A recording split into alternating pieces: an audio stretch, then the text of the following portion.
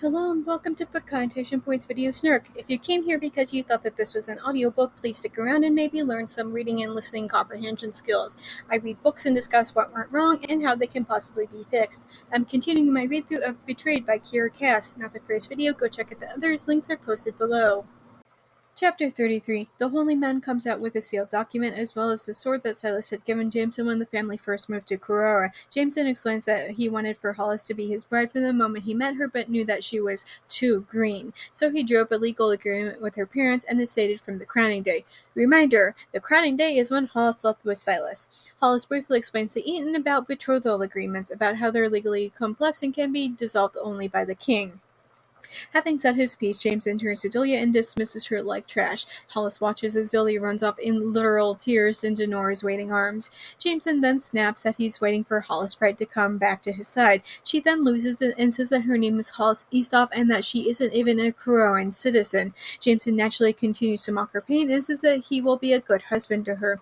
At this point, Eaton jumps in and says that since Hollis is his citizen, he's going to step up and protect her since Jameson's court has failed to do the same. He also says that if this is how Jameson treats one woman, he can't even begin to imagine how he treats the other women of his kingdom. Jameson asks Hollis if she'd really left one king for another, to which Hollis replies that she'd sooner marry a beggar than a murderer. Jameson, in his anger and urgency, lost his footing as he jumped from the table. He tripped, dropping his golden sword. The setting sun glinted across the blade as it fell, and all I could think was that Silas's work looked lovely even when it was tumbling. The sword landed on its hilt, tipped up towards Jameson, and when he stumbled off the edge of his dais, his proud platform where he could survey those who worshipped him, the blade pierced him through.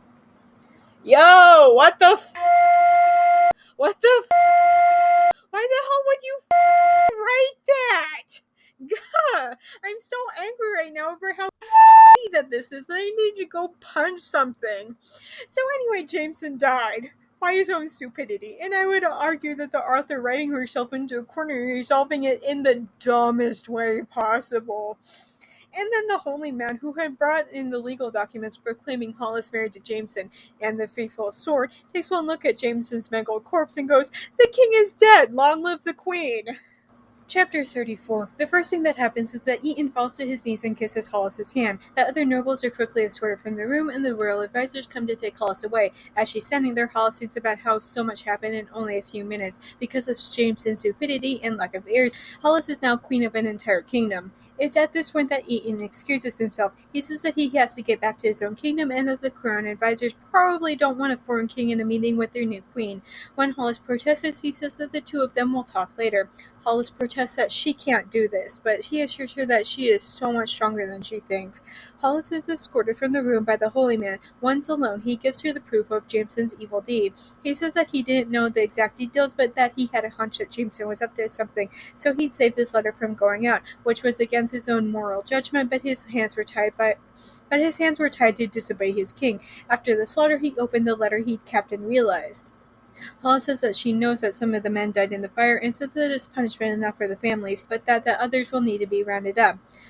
Hollis then asks if he must truly call her Your Majesty. He says some stuff about how Jameson had no heirs and apparently not even a seventh cousin twice removed who could take over. He begs her to think about the future of the kingdom. She walks over to the window and looks up at the moon. She thinks about how Eaton had compared her to it right before coming to the palace and tries to talk herself into doing this. When she turns back to the holy man, he's holding up the crown, so Hollis goes to her knees to accept it. Chapter 35. We start off on a 3-month time skip. Hollis moves around doing queen stuff. She's apparently taking notes on the stuff that she never liked about being at court, including how distant Jameson was physically from his people. Also, she'd asked Nora to coordinate a dance with all of the young ladies of the court, because when they would do dances, it would be in small groups, like a competition. Somebody gives her the morning mail. The first piece is from the head of the bride estate. Since Hollis has no desire to live there anymore, she's had it turned into a school for girls. Hester writes that they've got the first girl there, a young and shy orphan girl. The second is from Delia, who decided to leave after everything that happened. Hard to blame her, honestly. She writes that so many people were talking about Hollis, which, yeah, no kidding. And while she misses home, she can't stand the stairs, but one day hopes to come back to see everything that Hollis has done. The third and final one is a short note from Eaton confirming the day that they'll meet up again. She holds it up to her nose to inhale the scent of isolate and him. Also, Valentina is her head maid now, mentioned almost offhandedly simply to give us some measure of closure about that. Chapter 36. Valentina helps Hollis get ready and also gives her a brief pep talk. Then the two of them go into a room where there's not one throne but multiple, set up not only for Hollis but also one for Ian and a couple of other royal members. Ian comes into the room and Hollis loses herself for a moment at the sight of him after so many months, but they quickly return to making jabs at one another so everything is alright in the world.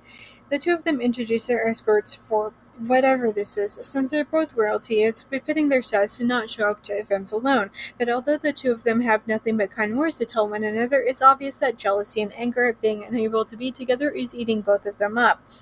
Ian is quick to change the subject and mentions how children run up to them to offer the soldiers fruit. Hollis says that her people have always been kind and welcoming. He apologizes for his previously held biases. He then asks her how she's doing, really doing. With a sigh, she confesses that she has nothing to compare it to, that she's already broken 2 laws out of sheer ignorance. He begs her to write whenever she's feeling overwhelmed, but she says that she knows that he's busy tending to his own kingdom now. There's this awkward moment where they dance around their feelings for one another, both of them remembering how they know that they can never be together properly. But after this, Hall says that this is the last of their meetings that they need to have take place in person. She's quick to excuse herself to go rest right after she says that. In her room, Hollis bursts into tears over how much she loves Ian and how they can never be together. Valentina comforts her while the holy men stand by awkwardly uncertain of what to say. One of them eventually tells her that she will get through this, and Valentina helps her to dry her face. Thanks for listening to my book Snark on YouTube. New videos are up every Monday, but stick around because I sometimes drop random videos on other days too. Just as a reminder, even if you can't financially support me, there are other ways to help me out. The first is watching this video as well as all my other videos. It's also important to like and subscribe. Finally, you can share this video with all of your friends so that they can help as well. If you're already caught up with all of my videos, you can go to Tumblr for my main book Snarks, always free and updated every morning. And if you've already read all of my main Snarks, then you can find even more Snark on my Patreon. You can access it for $1 a month. Members also get early access to my main Tumblr Snark. Special thanks to Dawn, Phoebe, and Nikki for supporting me on Patreon already. If you want to hear your name in my video next week, you either support me on Patreon or make a one-time donation. Do you like my Snarks so much that you want me to snark your writing? I do that too. For just $6 per chapter, I will tell you how awful that your writing is. But not to worry if you feel like you couldn't take the criticism. I also offer regular book editing as well, just 1 cent per word. You can contact me on any of my social media platforms if you have further questions.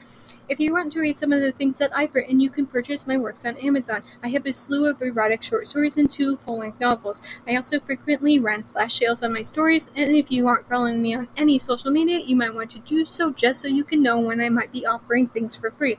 Links for everything will be posted below. See you next week, guys!